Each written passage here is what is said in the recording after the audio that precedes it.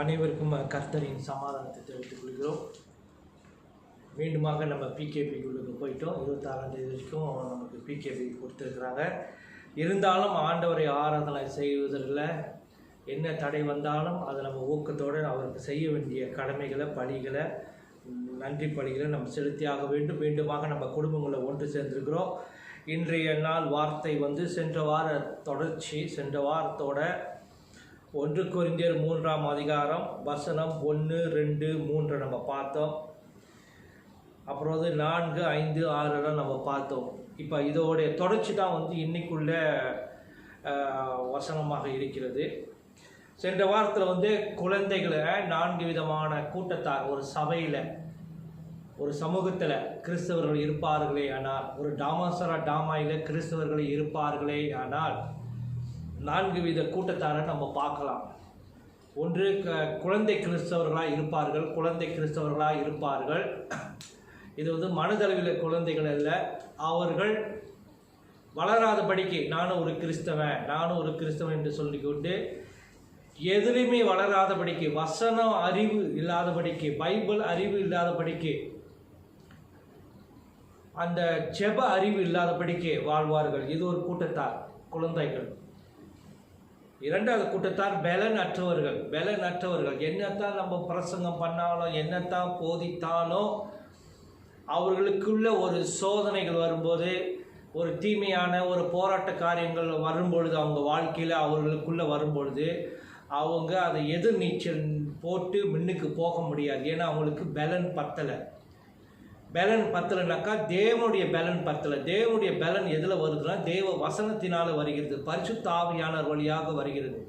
அவர்களை அது பெற்றுக்கொள்ளாமல் அதிலே அவர்கள் ஊன்றி இருக்காதபடிக்கு பலனற்றவர்களாக இருக்கிறார்கள். அடிக்கடி கீழே விழுந்துடுவார்கள், அடிக்கடி தூக்கி விடுறதா இருக்கும், அடிக்கடி நம்ம ஊக்கம் மூட்டுறதா இருக்கும். நம்ம நிறைய பேர் பார்த்துருக்கோம், நம்ம வட்டாரத்தில் நம்ம பார்த்துருக்குறோம். ஒவ்வொரு முறையும் நம்மளுக்கு ஸ்பிரிச்சுவல் அட்வைஸ் அவங்களுக்கு தேவைப்படுது. ஒவ்வொரு முறையும் நம்ம அறிவுரை சொல்கிறதா இருக்குது. ஒவ்வொரு முறையும் நம்ம காரியங்களை சொல்ல வேண்டியதாக இருக்குது. இதுதான் பலனற்றவர்கள்.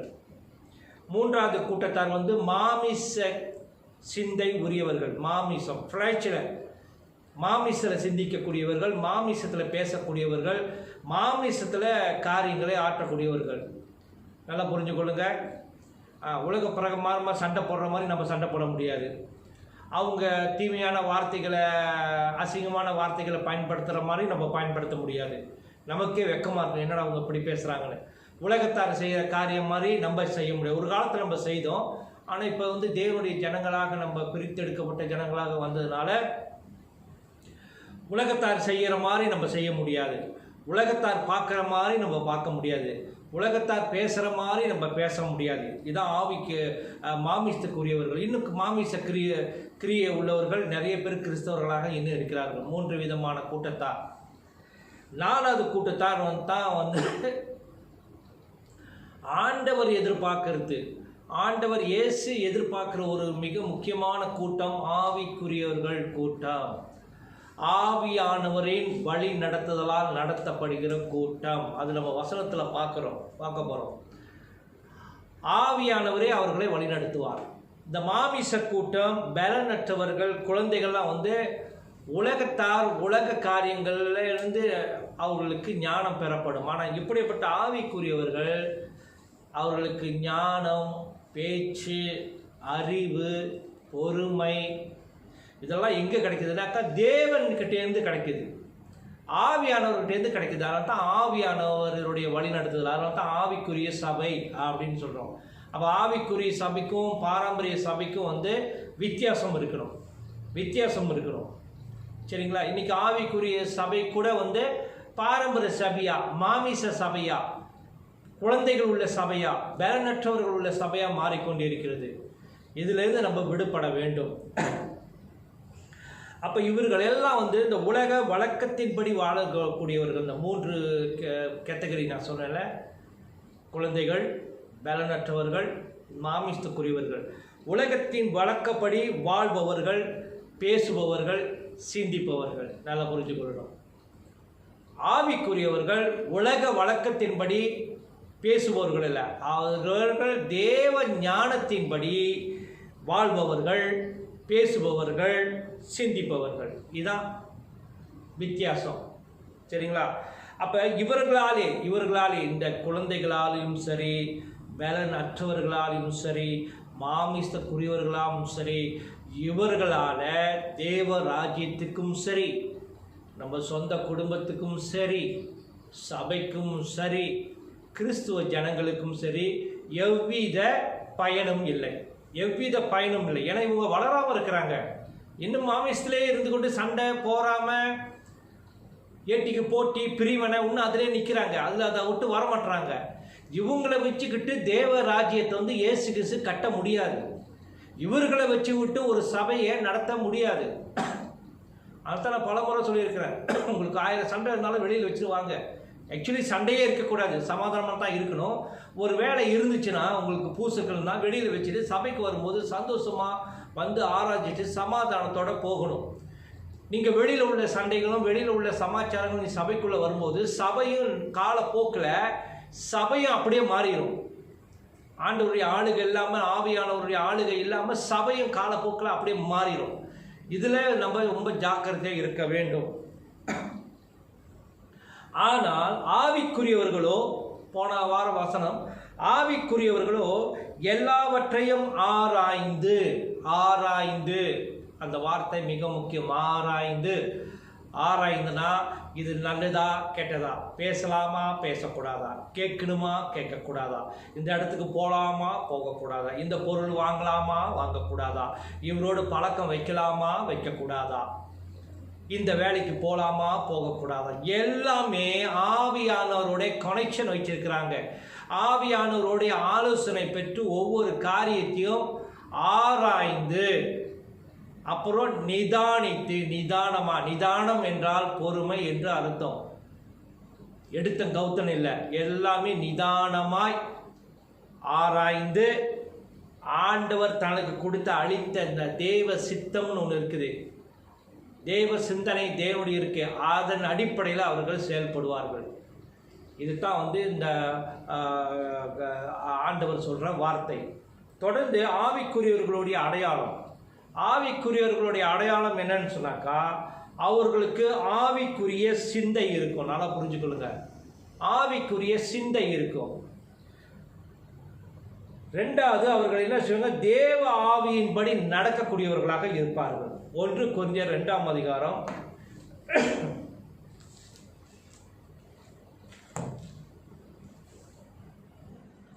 1 கொரிந்தியர் 2ஆம் அதிகாரம் வசனம் 11லிருந்து 13 வரை.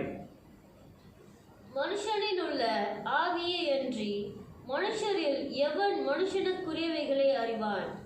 அப்படி போல தேவனுடைய ஆவியே அன்றி ஒருவனும் தேவனுக்குரியவைகளை அறிய மாட்டான். தேவனுடைய ஆவிகளை பெற்றவர்கள் தான் தேவனுடைய காரியங்களை, தேவனுடைய விருப்பத்தை அறிய முடியும், செயல்பட முடியும். ஆண்டவர் என்ன விரும்புவார், ஆண்டவர் எதை விரும்புவார், இது ஆவிக்குரியவர்கள் மட்டும்தான் தேவனுடைய ஆவிக்குரிய காரியங்கள், சிந்தையை அறிய முடியும். வேற மனுஷனாக இருந்து, மாமிச உலகத்தில் இருக்கிற மனுஷனால் இருந்து இதை அறியவே முடியாது. அதுதான் அப்படி போல தேவனுடைய ஆவியை அன்றி ஒருவனும் தேவனுக்குரியவைகளை அறிய முடியாது. டெஃபினெட்லி அறிய முடியாது. ஏன்னா அந்த கனெக்ஷன் இல்லை, ஆவியானுடைய இணைப்பு அங்கு இல்லை, ஆண்டவருடைய ஆவியானுடைய இணைப்பு அங்கு இல்லை. அந்த இணைப்புனால தான் நம்ம ஆண்டவருடைய மனநிலையை, ஆண்டவருடைய விருப்பம், சித்தம் நம்மளால் அறிய முடியும்.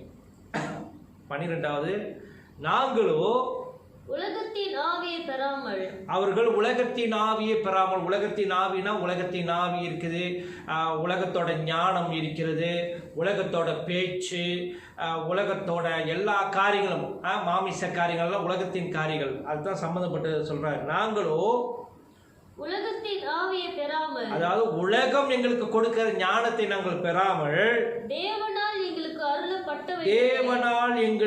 அருளப்பட்டவைகளை அறியும்படிக்கு தேவனிடமிருந்து புறப்படுகிற ஆவியை பெற்றோம். அப்ப ஆண்டவர் அந்த ஆவியை நமக்குள்ள பொழிந்து உள்ளார். அந்த ஆவியை வைத்து தான் தேவனுடைய சித்தம் என்ன, தேவனுடைய காரியங்களை எப்படி செயலாற்றுவது, தேவன் மேலே எப்படி துக்கம் கொள்வது நமக்கு தெரியும். இல்லை என்றால் நம்ம பாட்டுக்கு வருவோம், நம்ம பாட்டு தொழுது கொண்டு போவோம். உலக கிறிஸ்தவர்கள் மாதிரி, இந்த உலகத்தில் உள்ள கிறிஸ்தவர்கள் அப்படிதான். ஆனால் தேவனுக்குரியவர்கள் அதை விட பல மடங்கு முன்னேறி செல்வார்கள், காரியங்களை ஆற்றுவார்கள். அடுத்தது, அவைகளை நாங்கள் மனுஷ ஞானம் போதிக்கிற வார்த்தைகளாலே பேசாமல், அதை நாங்கள் பெற்றுக்கொண்டு, அந்த காரியங்களெல்லாம் பெற்றுக்கொண்டு, நாங்கள் மனுஷ ஞானம் போதிக்கிற மாதிரி வார்த்தைகளால் நாங்கள் பேச முடியாது, பேசவும் கூடாது. அப்படி நாங்கள் பேச மாட்டோம். பரிசுத்த ஆவி போதிக்கிற வார்த்தைகளாலே, பரிசுத்த ஆவியானவர் போதிக்கிற வார்த்தைகளாலே நாங்கள் பேசி, ஆவிக்குரிய காரியங்களை ஆவிக்குரிய கிறிஸ்தவனோடே நாங்கள் சம்பந்தப்படுத்தி பேசுகிறோம், காண்பிக்கிறோம். ஆவிக்குரியவைகளை நாங்கள் மாமிச ஆவி உள்ளவரோட நாங்கள் பேச முடியாது, குழந்தைகளோட பேச முடியாது, பலனற்ற ஆவி பெற்றவர்களோட பேச முடியாது. நாங்கள் யாருக்கிட்ட பேச முடியும்னா ஆவிக்குரியவர்களோடு தான் எங்களால் பேச முடியும். அப்போ தான் அவங்களுக்கு விளங்கும், அந்த சத்தியம் புலப்படும். ஆவிக்குரியவர் இல்லாதவங்ககிட்ட நாங்கள் பேசினால அது புலவும் படாது, எந்த ஒரு பயனும் கொடுக்காது. அதுதான் அதனுடைய வசனம். அப்போ நம்ம என்ன செய்யணும்னா, நம்ம ஆவிக்குரியவர்களாக மாறணும், ஆவி காரியங்களை பெற்றவர்களாக மாற வேண்டும். அது ரொம்ப சிம்பிள். ப்ரே லைஃபு, வேத வசனம், ஆவியானவரை பெற்றுக்கொள்ளுதல். அப்படி போகும்போது ஆவியானவர் ஒவ்வொரு காரியத்தையும், இந்த உலகத்தில் நடக்கிற காரியம், வரக்கூடிய காரியம், நடக்கிற காரியம், குடும்பத்தில் நடக்கிற காரியம், ஒன்று ஒன்றா ஆவியானவரே விளக்கி சம்பந்தப்படுத்தி நமக்கு ஆலோசனை கொடுப்பார். ஏன்னா அந்த ஆவியானவர் நம்ம குடும்பத்தை நேசிக்கிறார். நம்ம ஆவிக்குறிகளோடு இருக்கிறோம். அது மட்டும் இல்லை, நம்ம உலகத்தில் வாழ்ந்தாலும் உலக ஞானத்தில் நம்ம வாழலை, தேவ ஞானத்தில் நம்ம வாழ்கிறோம். அப்படி இருக்கும்போது ஒரு வீட்டில் நடக்கிற அசிங்கம், பிள்ளைகள் செய்கிற சேட்டைகள், பிள்ளைகள் செய்கிற தவறுகள், அது பெற்றோருக்கு தெரியப்படுத்துவாங்க.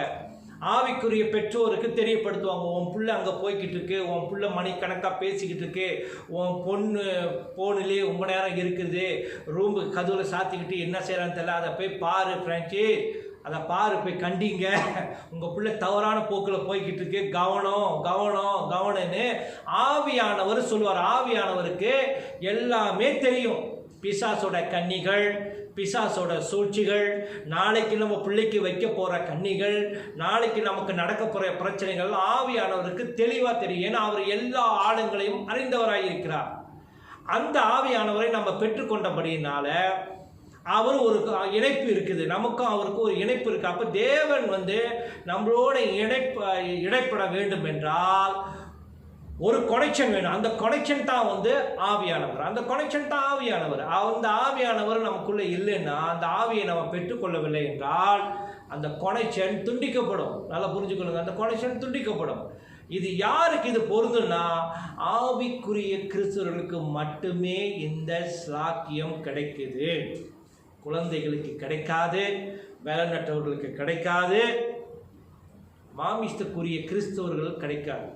ஒருவேளை நீங்கள் குழந்தைகளாக இருந்தால், இந்த வருஷத்தில் பலனற்றவர்களாக இருந்தால், வேத வசனம் ஜெபம் இல்லாமல் பலனற்றவர்களாக இருக்கிற ஏதோ வந்த போனன்னு இருந்தால், இல்லை உலக காரியங்களே பேசிக்கிட்டு சண்டை போட்டுக்கிட்டு சந்தனை பண்ணிக்கிட்டு அவனை பண்ணிக்கிட்டு இவனை பண்ணிக்கிட்டு இருந்தாக்கா, அதெல்லாம் தூக்கி போட்டுட்டு ஆண்டவர்கிட்ட சரண்டர் பண்ணிவிட்டு இந்த புது வருஷத்தை நீங்கள் ஒரு தேவ வைராக்கியத்தோடு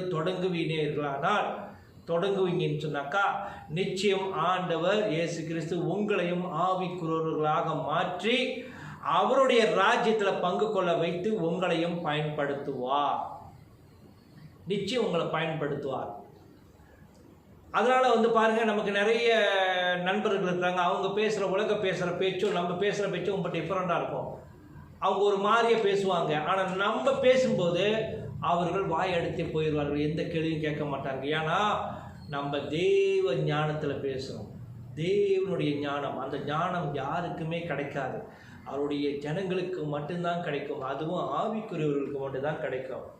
அடுத்த காரியம் ரோமர் 8ஆம் அதிகாரம்.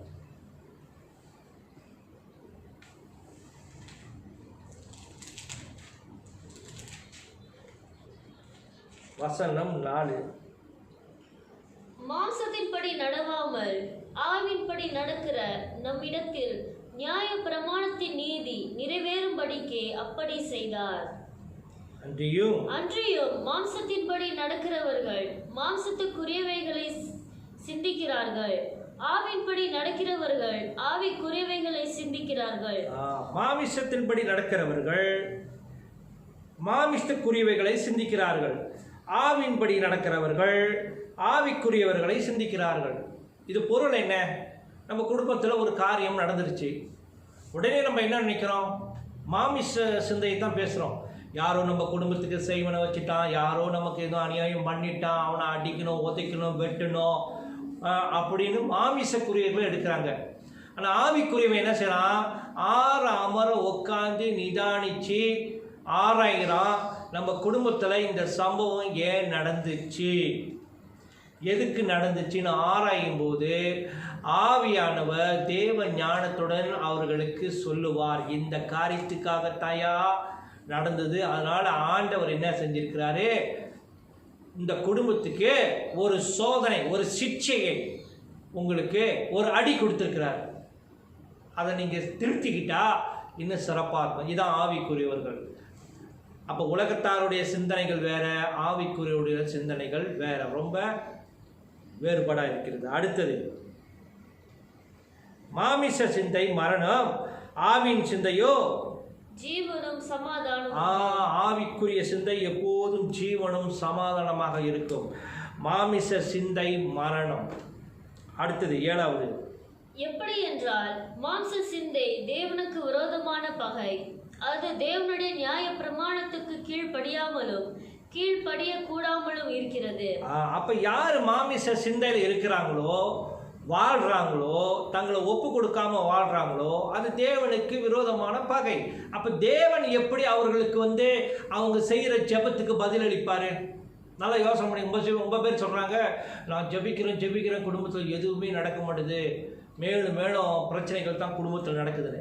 ஆனால் அவங்களை நம்மளை உற்று அந்த குடும்பத்தில் போய் உற்று பார்த்தா நமக்கு புலப்பட்டுரும். குடும்பத்தில் பார்த்தா தெரியும், குடும்பம் அலங்கோலமாக இருக்கும், குடும்பம் டிசிப்ளினாக இல்லாமல் இருக்கும், ஒரு டிசிப்ளின் இல்லாமல் இருக்கிறோம். அப்புறம் அவங்கள பார்த்துன்னு சொன்னாக்கா வெளியில் பயங்கரமாக சண்டை போடுற ஆளாக இருப்பாங்க, பயங்கரமாக வாழ்றக்கூடியவங்களாக இருப்பாங்க. ஆனால் சேர்ச்சுக்குள்ளே வரும்போது கொஞ்சம் மாற்றம் அடைஞ்சிருவாங்க. வெளியில் போய் அவங்கள ஆராய்ச்சி பண்ணி பார்க்கும்போது ஐயோ இந்த பொம்பளையா இந்த பையனா அப்படின்னு தெரியும். நாளானது விளங்க செய்யும் அப்படின்னு ஒரு வசனம் இருக்கிறது. இன்றைக்கி நம்ம அதை பார்ப்போம் அந்த வசனம். சரிங்களா? அப்போ இப்படிப்பட்ட முரண்பாடான வாழ்க்கை சுபாங்களை நம்ம வச்சுக்கிட்டா தேவன் எப்படி நமக்கு அருளை அளிப்பார், தேவன் எப்படி ஆசீர்வாதத்தை அளிப்பார்? இங்கத்தான் ஆராயணும், இங்கத்தான் ஆவிக்குரியவர்கள் ஆராயணும். அப்போ நான் ஆவிக்குரியவனா மாறல, ஆண்டவருடைய சித்தத்தை நான் அறியல, அதனால தான் எனக்கு சேர வேண்டியது சேர வேண்டியது ஒன்றும் சேரல. ஏன்னா நம்ம சரியாக ஒப்பு கொடுத்து நம்ம மாறாத பட்சத்தில் ஆண்டவர் எப்படி புதிய காரியத்தை நம்ம குடும்பத்தில் நம்ம பிள்ளைகள் வாழ்க்கையில் செய்வார்? அப்போ என்ன செய்யணும்னா முழு குடும்பமே மாறி ஆகணும். முழு குடும்பமே கிறிஸ்துவ குடும்பமாக, உண்மையுள்ள குடும்பமாக, ஜீவன உள்ள குடும்பமாக, சாட்சி உள்ள குடும்பமாக மாறி ஆகணும். அடுத்த காரியம் 8, மாம்சத்துக்கு உட்பட்டவர்கள் தேவனுக்கு பிரியமா இருக்க மாட்டார்கள். மாமிசுக்கு உட்பட்டவர்கள் தேவனுக்கு பிரியமா இருக்க முடியாது. ஆவிக்குரியவர்கள் தான் தேவனுக்கு பிரியமான காரியத்தை செய்ய முடியும். மாமிச உட்பட்டவர்கள் தேவனுக்கு பிரியமான காரியம் செய்ய மாட்டார்கள், உலகத்துக்கு பிரியமான காரியங்கள் செய்வார்கள், உலகத்துக்கு பிரியமாக இருப்பார்கள், உலகத்தோட ஒத்து வாழுவார்கள். உலகம் அவங்களுக்கு ரொம்ப பிரியமா இருக்கும், அடிக்கடி உலகத்துக்கு போயிடுவாங்க, அடிக்கடி உலகத்தோட ஒட்டி இருப்பாங்க. அவங்கள பிரித்து எடுக்கிறது ரொம்ப கஷ்டம். சரிங்களா? ஆவிக்குரியவர்கள் தான் தேவனுக்கு பிரியமா இருக்க முடியும், தேவனுடைய காரியத்தை செய்ய முடியும். அடுத்தது, தேவனுடைய ஆவி உங்களில் வாசமாய் இருந்தால் நீங்கள் மாம்சத்துக்குட்பட்டவர்களாய் இராமல் ஆவிக்குட்பட்டவர்களாய் இருப்பீர்கள். பரிசுத்த ஆவியானவர் நமக்குள்ள இருக்கும் பொழுது அவர் நம்மை ஆளுகை செய்தார். மாமிசத்துக்குட்பட்ட இருக்கிற எல்லா காரியத்தையும் அகற்றி விடுவார். நம்ம ஒப்பு கொடுக்கணும். ஆண்டவரே, இந்த வருஷம் நான் ஆவிக்குரிய ஒரு மகனாக மாற போகிறேன், என் ஜெப வாழ்க்கையை அதிகரிக்க போகிறேன், என் வசனத்தை அதிகரிக்க போகிறேன், எனக்கு தேவையில்லாத பழக்க வழக்கங்களை நான் நீக்க போகிறேன். ஆவியானவரை எனக்கு பலத்தை கொடுங்க, ஆவியானவரை என்னை கைட் பண்ணுங்க, ஆவியானவரை என்னை ஃபாலோ பண்ணுங்க, ஆவியானவரை எனக்கு டீச் பண்ணுங்க. ஒவ்வொரு காரியத்தை நீங்கள் ஆவியானவர்கிட்ட கேட்டு ஒப்பு கொடுத்து நீங்கள் நடக்கும்போது ஆவியானவர் உங்களை முழுமையாக முற்றிலுமாக உங்களை கண்ட்ரோல் பண்ணுவார். அவர் கைக்கிட்ட நீங்கள் கொடுத்துட்டீங்களே, கொடுத்துட்டு உங்கள் வாழ்க்கையை ஆரம்பிக்கிறீங்களா, அவர் உங்களை மாற்றி அமைப்பார். அப்போ நாளுக்கு நாள் நீங்கள் ஒரு புது படைப்பாய் மாறுவீங்க. அடுத்தது 10வது, மேலும் கிறிஸ்து உங்களில் இருந்தால் சரீரமானது பாவத்தின் நிமித்தம் மரித்ததாயும் ஆவியானது நீதி நிமித்தம் ஜீவன் உள்ளதாயும் இருக்கும். அன்றியும் இயேசுவை மரித்தோரிலிருந்து எழுப்பினருடைய ஆவி உங்களில் வாசமாய் இருந்தால் கிறிஸ்துவை மரித்தோரிலிருந்து எழுப்பினவர் உங்களில் வாசமாய் இருக்கிற தம்முடைய ஆவியினாலே சாவுக்கு ஏதுவான உங்கள் சரீரங்களையும் உயிர்ப்பிப்பார். 14வது, மேலும் எவர்கள் தேவனுடைய ஆவியினாலே நடத்தப்படுகிறார்களோ அவர்கள் தேவனுடைய புத்திரராய் இருக்கிறார்கள். எவர்கள் தேவனுடைய ஆவியினாலே, அதாவது ஆவிக்குரியவர்கள், எவன் தேவனுடைய ஆவியினாலே நடத்தப்படுகிறார்களோ, நல்லா புரிஞ்சுக்கொள்ளுங்க, அவங்க தான் தேவனுடைய பிள்ளைகள். ஒரு சிம்பிளாக அழகாக முடிச்சிட்டாரு. அவங்க தான் தேவனுடைய பிள்ளைகள். தேவனுடைய பிள்ளைகளுக்கு தான் தேவனுடைய சொத்து கிடைக்கும், தேவனுடைய ஆசீர்வாதம் கிடைக்கும்.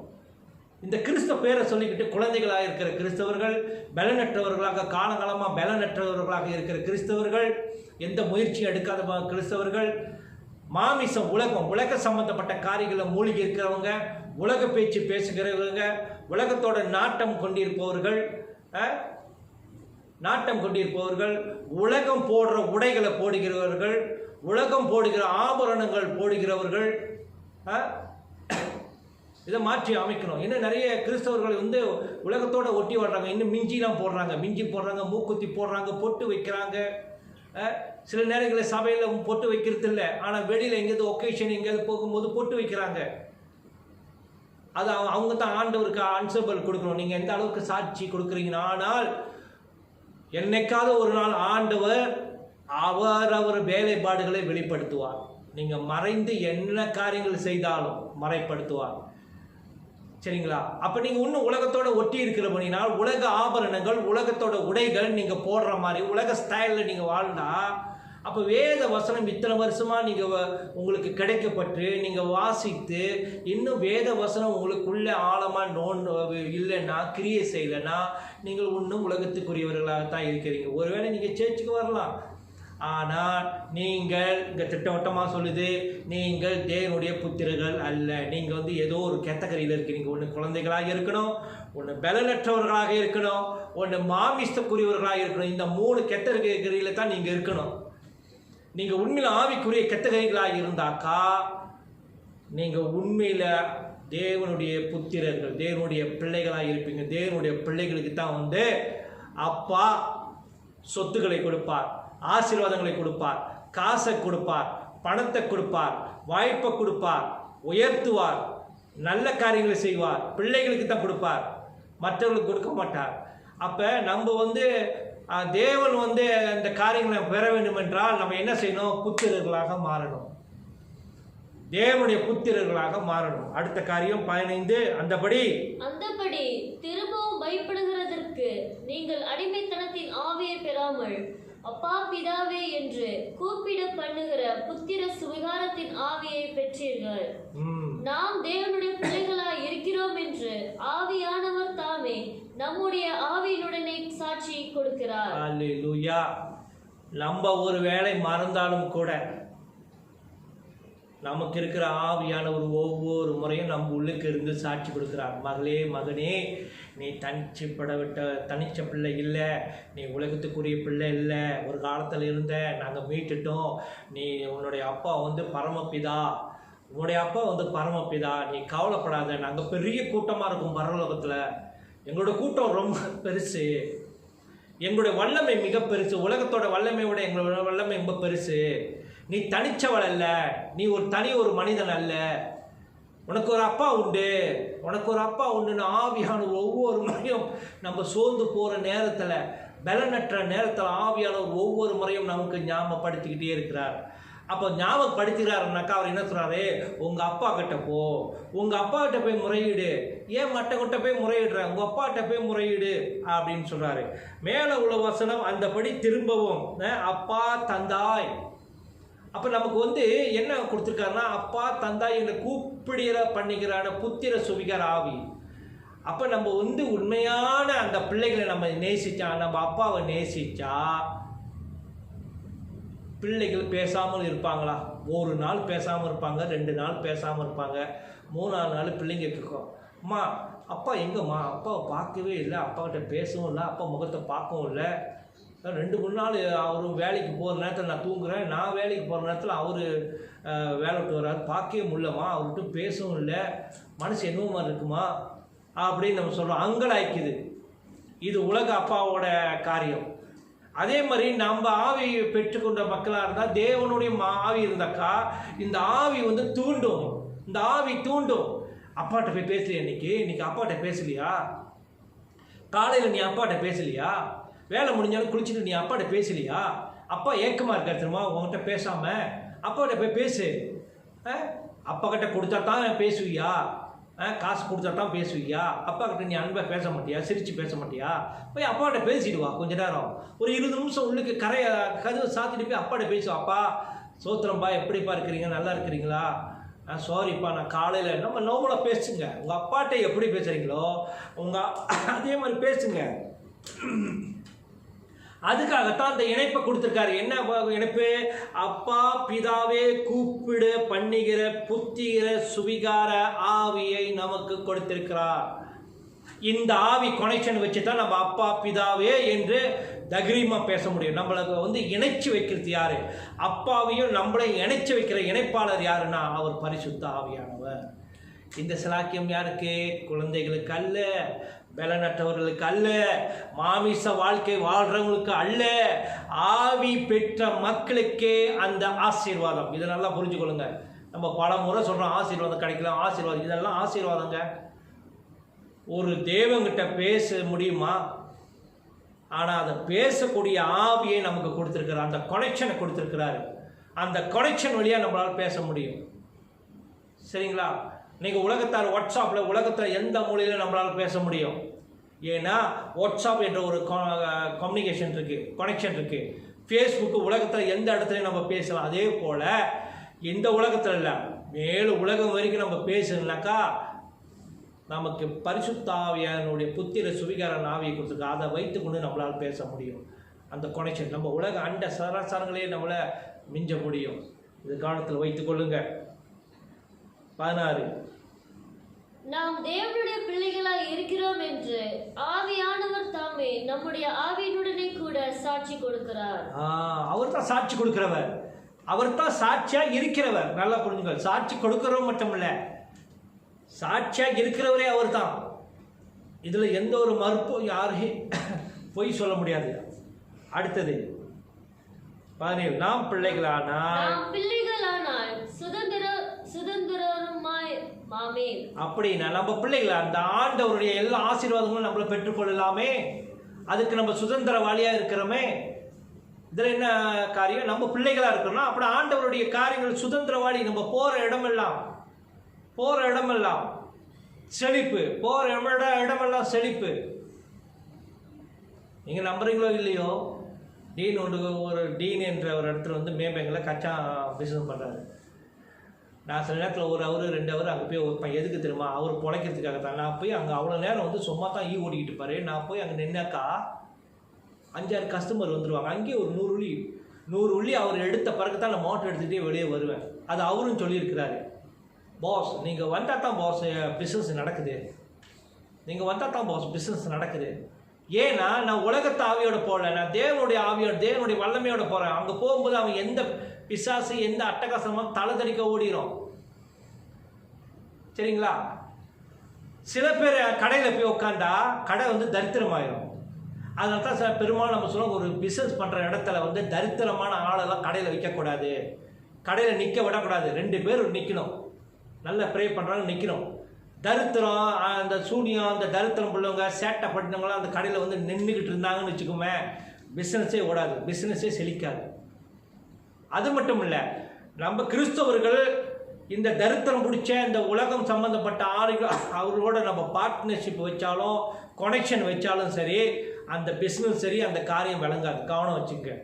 அதனால் நீங்கள் யாரோட நட்பு வைக்கணும், யாரோட கனெக்ஷன் வைக்கணும், யாரோட பார்ட்னர்ஷிப் வைக்கணும், நீங்கள் தான் இருக்கணும். நீங்கள் சீர்தூக்கி பார்த்து ஆவிக்குரியவர்களோட நீங்கள் எந்த கனெக்ஷன் வைக்கணும். சரிங்களா? அடுத்தது வசனம், தேவனுடைய சுதந்திரரும் கிறிஸ்துவுக்கு உடன் சுதந்திரருமாமே. கிறிஸ்துவுடனே கூட நாம் மகிமைப்படும்படிக்கு அவருடனே கூட பாடுபட்டால் அப்படியாகும். அல்லேலூயா. அப்போ இந்த வசனம் 5, 14, 15, 14 என்ன சொல்லுதுனாக்கா, தேவன் அப்பாவாக இருக்கிறார், நம்ம பிள்ளைகளாக இருக்கிறோம். அப்படி இருக்க பிள்ளைகள் அப்பாவோட பேசாமல் இருப்பாங்களா? இதுதான் கேள்வி. அப்போ உண்மையிலே ஆவியானவர் நமக்குள்ளே இருப்பாரானால், ஆவியானவர் தூண்டும், போய் அப்பாட்ட பேசு, ஜெபம் பண்ணு. நம்ம அதுக்கு கீழ்ப்படிந்து போனால் உண்மையில் நம்ம பிள்ளைகள். அதை நம்ம அசட்டை பண்ணணும் வச்சுமா, நம்ம உலகத்துக்குரியவர்களாக இன்னும் இருக்கிறோம். அப்பாவோட பேச்சுக்கு நம்ம என்னது மதிப்பு கொடுக்கவே இல்லை. சில காரியங்கள் சொல்கிறோம்ல, போய் அது தண்ணி எடுத்து எனக்கு உடனே போய் தண்ணி எடுத்து வருவாங்க. அது பல முறை சொல்லி சொல்லி சொல்லி சொல்லி போய் பார்க்கும்போது அப்பாவுக்கு மன வருத்தம் வருகிறது. சரிங்களா? இதான் அப்போ தேவனுடைய ஆவியை நாம் பெற்றிருக்கிறோம். மீண்டுமாக நம்ம இந்த கொரிந்தியர் 3ஆம் அதிகாரத்துக்கு வருவோம். 6:7 பார்ப்போம். 6:7. நான் நட்டேன், அப்போலோ நீர் பாய்ச்சினான், தேவனை விளைய செய்தார். அப்படி இருக்க நடுகிறவனாலும் ஒன்றுமில்லை, நீர் பாய்ச்சுகிறவனாலும் ஒன்றுமில்லை, விளைய செய்கிற தேவனாலே எல்லாம் ஆகும். விளைய செய்கிற தேவனாலே ஆகும். நம்மளை விளைய செய்வார், நம்மளை உயர்த்துவார், நம்ம வாழ்க்கையை விளைய செய்வார், நம்ம வாழ்க்கையை உயர்த்துவார். அதில் எந்த ஒரு டவுட்டும் இல்லை, எந்த ஒரு பிரச்சனையும் இல்லை. அப்போலோ எங்கிட்ட பவுல் என்பது உபதேசங்களை குறிக்குது. அவர்கள் அந்த உபதேசங்களை நம்ம கடைப்பிடிச்சு நம்ம வாழும்போது, அந்த உபதேசங்களை கடிச்சு வாழும்போது நிச்சயம் நம்ம வாழ்க்கையை அவர் என்ன செய்வார்? விளங்க செய்வார், விளைய செய்வார், நம்மளை உயர்த்துவார். இதான் ஆவிக்குரியவர்களுடைய காரியங்கள். அதே நேரத்தில் போட்டியும் பொறாமையும் நமக்குள்ளே இருக்குமே. ஆனால் நான் இந்த கட்சிக்காரன், அந்த கட்சிக்காரன், நீ அவன் இவன் போட்டின்னாக்கா ஆண்டவர் விளையை செய்யவே மாட்டார். நீங்கள் எத்தனை முறை ஜெபம் பண்ணாலும் ஆண்டவர் நம்மளை விளையை செய்ய மாட்டார். ஆண்டவரை விளையை செய்கிறார். அடுத்தது 1 பேதுரு 2:3. நீங்கள் வளரும்படி புதிதாய் பிறந்த குழந்தைகளைப் போல திருவசனமான கலங்கமில்லாத ஞான பாலின் மேல் வாஞ்சியாய் இருங்கள். நம்ம வளரணும்னு சொன்னாக்கா களங்கமில்லாத தேவ வசனமாகிய ஞானப்பால், அந்த பாலை நம்ம குடிக்கணும். தெய்வ வசனமாக்கிய அதில் வளரணும். ஜெபத்தில் வளரணுன்னாக்கா நிச்சயம் நம்ம ஆவிக்குரியவர்களாக ஆண்டவர் நம்மளை மாற்றிக்கொண்டே வருவார். பரிசுத்த ஆண்டவர் மாற்றுவார். அதில் தான் அந்த சக்தியே அடங்கியிருக்கு. ஜெபத்திலையும் வசனத்திலையும் அந்த பவர் அதில் அடங்கியிருக்கு. அந்த பவர் அதில் அடங்கியிருக்குது.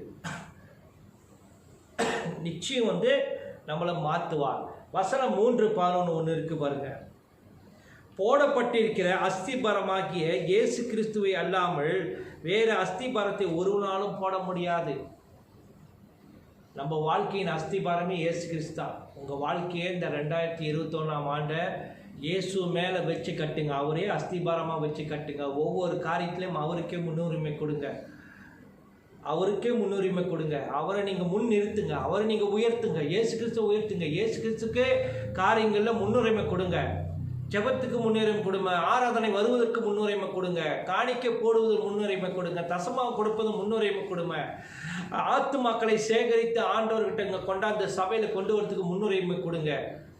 இப்படிப்பட்ட காரியங்களை நீங்கள் இறங்கி செய்யும்போது முன்னுரிமை கொடுக்கும்போது ஆண்டவர் நம்மளை உயர்த்துவார். அவர் தான் நமக்கு அஸ்திபாரம். அதை விடுத்துட்டு உங்களுடைய மூளையை நம்பி, அனுபவத்தை நம்பி, படிப்பை நம்பி, அறிவை நம்பி, பணத்தை நம்பி, நண்பர்களை நம்பி, அதிர்ஷ்டத்தை நம்பி நீங்கள் உங்கள் வாழ்க்கையை நீங்கள் அஸ்திபாரம் போட்டாக்கா நிச்சயம் அந்த அஸ்திபாரம் என்ன செய்யும்? உடைஞ்சு போயிடும்.